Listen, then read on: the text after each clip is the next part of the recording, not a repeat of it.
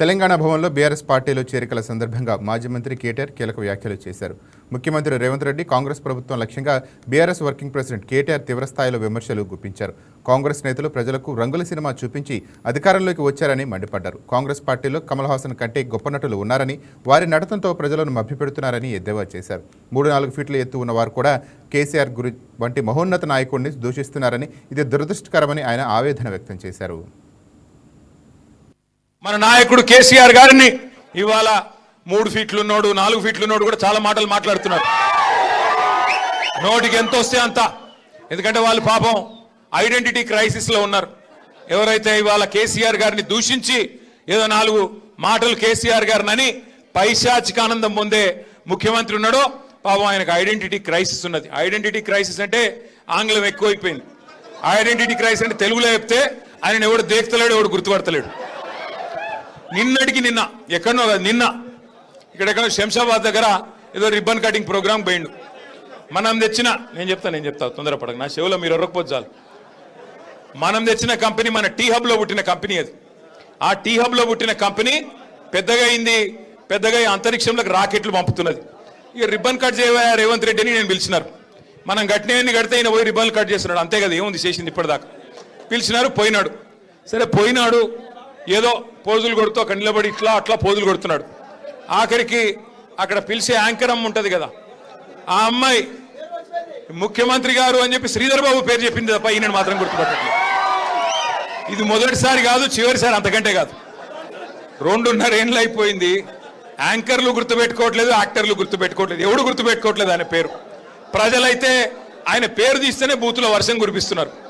నేను చెప్పట్లా ఇది, మీరు కావాలంటే ఆ యూట్యూబ్లో సోషల్ మీడియాలో చూడొచ్చు. ఎవరన్నా పోయి ఆయన ఎవరు ఉండే ఆయన పేరేంది అనగానే హెచ్చి ఆయన పేరు చెప్పకు, ముఖం తిప్పుకుంటున్నారు.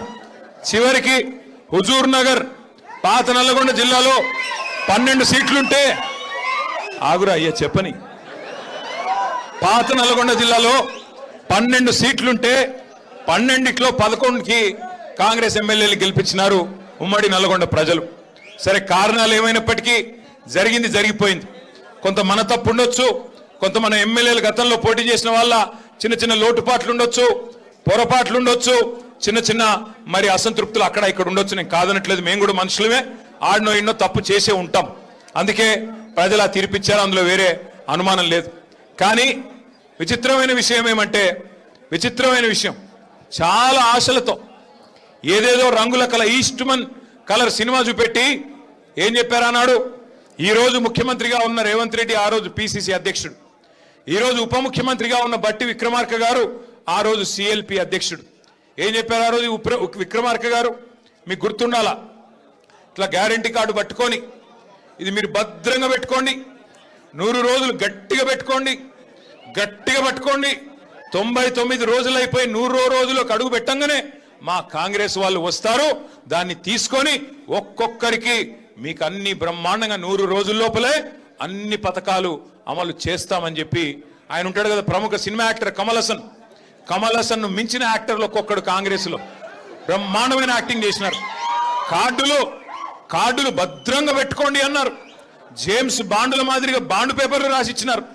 బాండ్ పేపర్లు రాస్తున్నాం, ఇదిగో 100 రూపాయల స్టాంప్ పేపరు, దేవుడు కాడ పెడుతున్నాం, ఒట్టు పెడుతున్నాం, నమ్మండి దేవుడు.